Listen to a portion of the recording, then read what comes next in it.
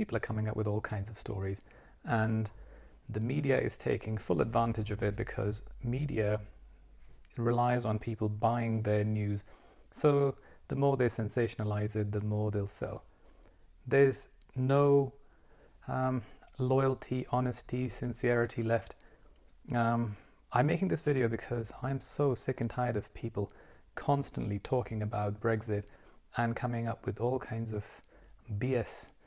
Now, a very good friend of mine who's very educated and is British and lives in Sweden sent me a message the other day saying, I've been told that if there's no deal, then suddenly, overnight, all the Brits living abroad will become illegal.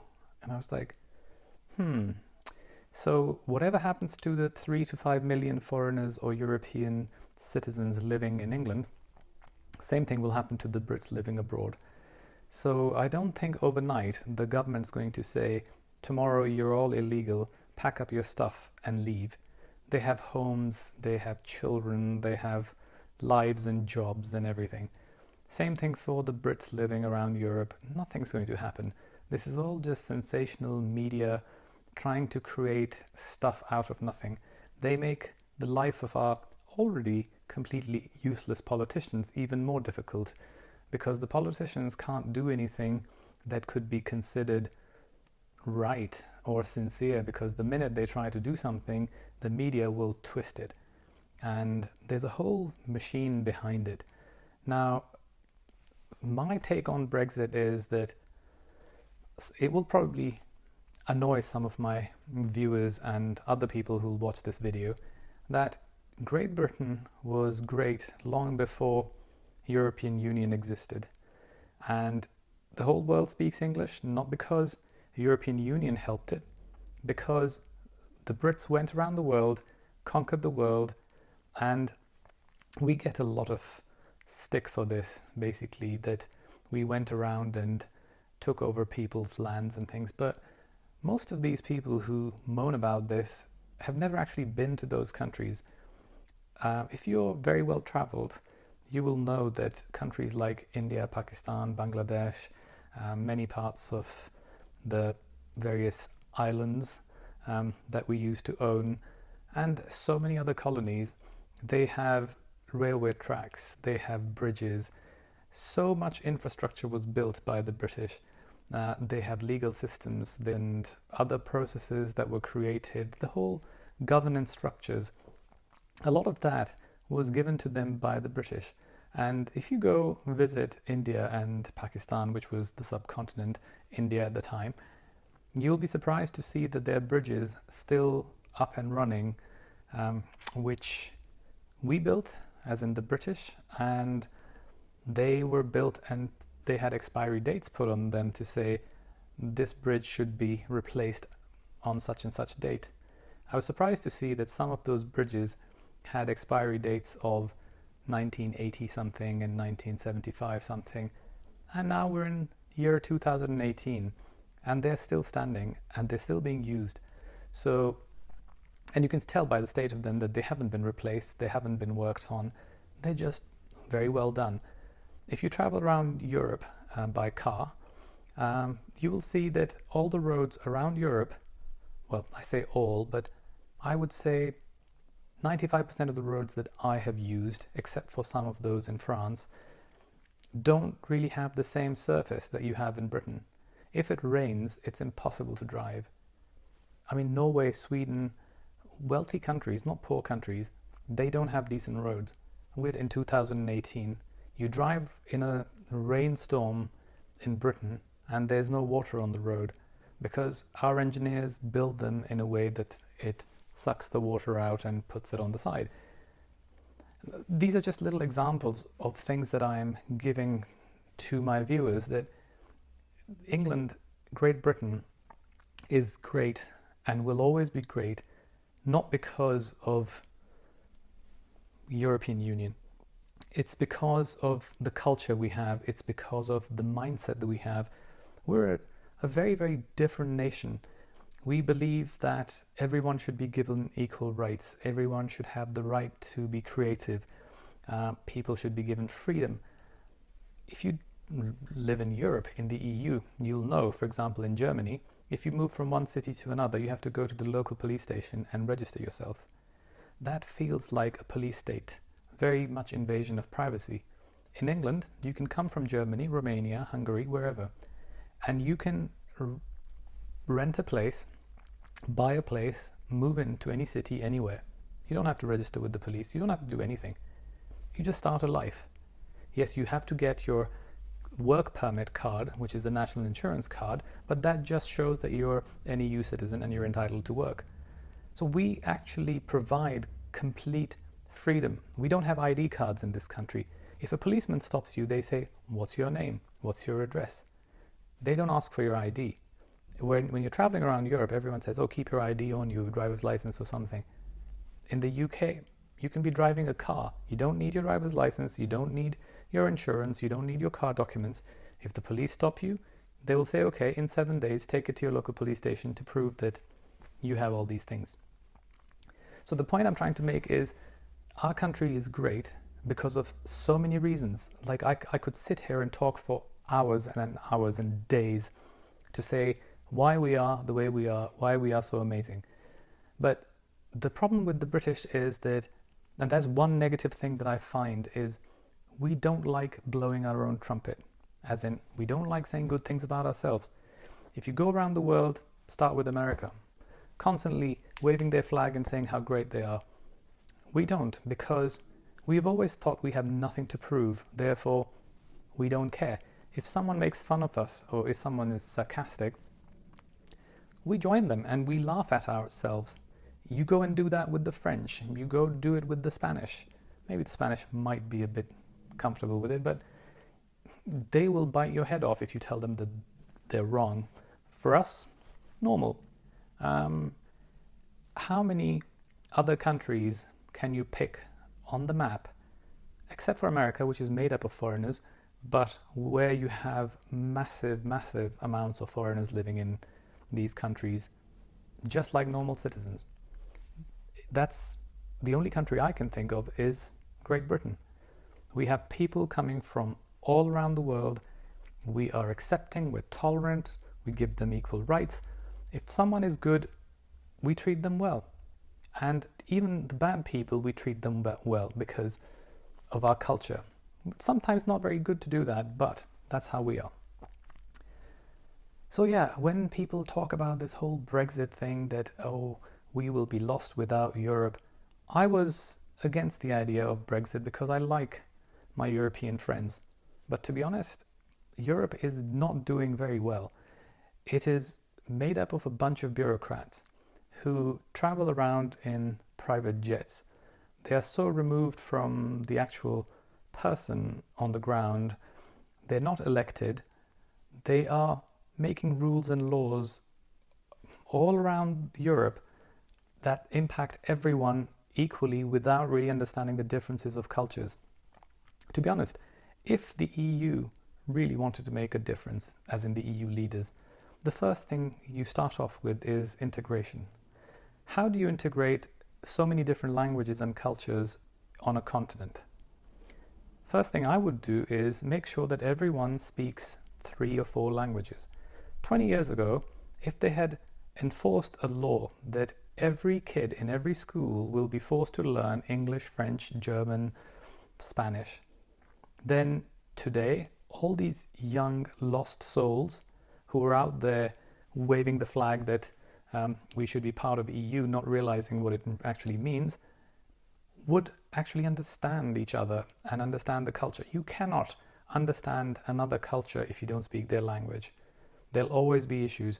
I speak several languages and I understand even more languages. So for me, I find that sometimes it's impossible to translate from one language to another because of the cultural differences. So that would have been the first step. They can enforce how much, fumes a car is pumping out and what kind of tax should be applied to various products. Yet they couldn't impose a simple thing to say everyone should learn each other's languages. I mean, why should everyone speak English? Yes, that was a few hundred years ago what we did, and ruled the world, and it became a common language. But in this time and age, if you go to Netherlands or Sweden or Norway, most people speak 2-3 languages by default. So our brains are fully capable of learning these languages, yet nothing was done. So when you go to France and you go to a small village, you're an alien, even though you're part of the EU. It doesn't matter if you're allowed to travel to another part of the EU. You can't communicate, you can't understand what's going on, and they don't treat you like one of them. People are treated better in England, mostly, in my opinion, is because when they come here, they all speak English. And they have watched enough television, they understand our culture, and it's easier for them to assimilate, which isn't the same in other countries. As far as the EU leaders are concerned, I have come across many, and they are not fit to govern. They are bureaucrats. And we are supposed to be living in a democracy which is run by people creating laws who are not elected. Might as well create a federation, a dictatorship, run centrally by Germany. I mean, I love Germans, and I have so many close friends who are German. It's one of my favorite countries in Europe. But Germany did try to invade the whole of Europe and make it uniform.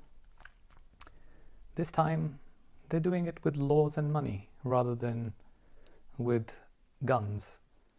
And there are a few countries in the EU who have a lot of say and power, and they treat other countries as if they're second-class citizens, which really, really bugs me and annoys me, because we want everyone to be equal. Then it shouldn't be about who puts in how much money. It should be about equal rights and voting and treating everyone equally. So I think that anyone who's panicking about Brexit and all that shouldn't. Everything is going to be okay, because at the end of the day, all these people, including media, want to make money. To make money, they will have to have some rules, some agreements in place. Even if they don't have it on day one, it will be day 2, day 3. They will need to create it, because without those agreements, nothing's going to work. Everyone's going to stop making money. And that's what it's all about. And I keep going back to this point that I raise. Politicians all around Europe are poorly paid. Therefore, you get third-class people running in politics. In the past, if you had family money and if you were wealthy, you went into politics. But then this whole thing about rich and poor and how rich don't understand, so we should have democracy and elections and all that. Obviously, masses win. Therefore, we are where we are. We have these politicians who are career politicians. If they don't win the election, they pretty much are incapable of doing anything else. So all they have to do is work really hard to stay employed. Instead, we should, for example, in England, I keep saying, instead of having 400 to 600, whatever the number of members of parliament we have, we should reduce that to 100. And they should all be paid £1 million each or more. And then you will get the cream of the crop. You'll get people who are running massive companies and businesses who will know that, yes, I'm going to be paid well for something and I'll make a difference. At the moment, everyone who is trying to make a difference is not really capable of doing anything else. And believe me, there are very few people. Those who have family money and education and things are into politics are potentially trying to do the right thing because they don't do it to serve their own pockets and to, I don't know, put their kids through school.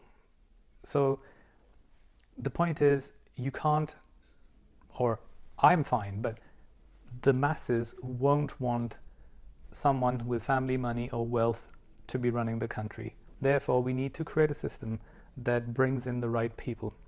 They should all have to go through a vetting process. They should be issued with some certificates as a license. You need a license to drive a car, but you don't need a license to run a country. Go figure. With a car, you might be able to kill 5, 10, 50, 100 people if you crash.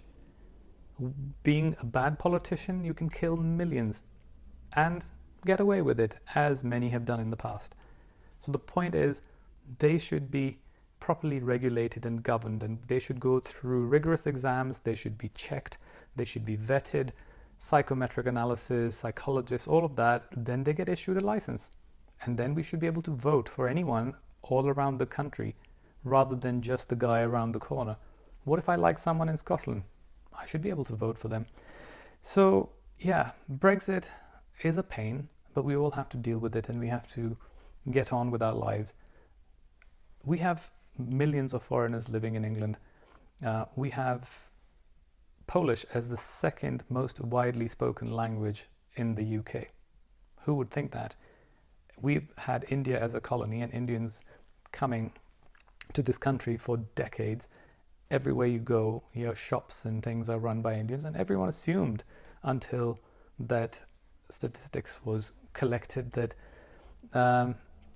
Indian would be or Urdu or whatever language would be the most widely spoken language in the UK after English, but it turned out it's Polish, which shows we have so many Polish or Poles living here. Great. As I've said in my videos before, I think they're really hardworking people, and not just the Poles, but as in most people who come to England, and we welcome them. It's the only country in the world that I know of where you don't need to have specific qualification for a job. When you go apply for a job and they look at your CV, what they look for is your ability to learn, your ability to apply yourself, study, work hard, research, and pass an exam, which means that you're capable of doing most things. Yes, if you're a lawyer, you're a doctor, those are specific skills, so you have to have qualifications. But if you work in the corporate world, you'll be surprised to see that there's so many people who work in different fields who don't have specific qualifications for that. So this is the only country which allows you to do that. Therefore, people come from all over the world and they make a life for themselves and they become successful. If you go to Europe, most countries that I go to, everyone has to decide in school what they want to do, and then they have to follow a specific path, and then they become a cog in a wheel, a machine, and they are just fixed in what they do for the rest of their lives. I used to be a doctor. I decided that I didn't want to remain being a doctor, and I went into financial services, and I am a management consultant now. I help companies merge, I do post-merger integration, I do divestiture planning, massive change programs, regulatory-driven stuff, a whole raft of a very broad skill set. How is that possible, and how was it created? Thanks to the UK. In other countries, I would have been a doctor, or I would have had to go work in a hospital in some administrative position because I had a medical degree, and I would be sort of sidelined and marginalized. In this country, the world is your oyster, and that's why Great Britain is so great. There's no competition and show off, which is another great thing. America is the land of the dreams, but it's not really true. That's just Hollywood and the movies. In reality, 35 million people in America live below the poverty line. That's half the population of the UK. Go figure. So in America, everyone believes that you can be whoever you want to be, but it's fairly racist. Religion has a very strong role to play. There's so many things you can't do. In Britain, it doesn't matter what color you are, what race you are, what religion you are. If you're good at what you do, and if you're a good person, everyone will like you. There is no show off, I'm trying to describe something which it's hard to describe in a politically correct way. But the thing is, if you have a lot of money and if you're very successful, you're not going to be arrogant if you're British. Your next door neighbor could be poor and you're not. You'll still talk to each other, you'll be friendly, and you'll be normal. In America, you'd move. I mean, I've lived in so many parts of London throughout my life, in extremely wealthy areas and poor areas and everything. No one has this divide, or maybe there is a tiny bit of a divide perhaps, not that I've felt it, maybe there is, but it's not in your face. In America, if you stop at traffic light, the guy in the better car will look at the other one and like, yeah, I've done better than you. We don't have that. We actually hide what we have because we consider that to be, it's whatever I've done is mine. I don't have to prove to anyone. It comes back to that thing. Great Britain has been great for a long time. When you have been great for a long time, you don't need to prove. And with or without EU, we will still be great. So people, stop panicking. Nothing's going to change. We are still going to be good, as we've always been. And just stay humble and keep calm and carry on. As our slogan goes, this is the time to apply it. So thanks for watching, and hope this was of some use. I just needed to vent.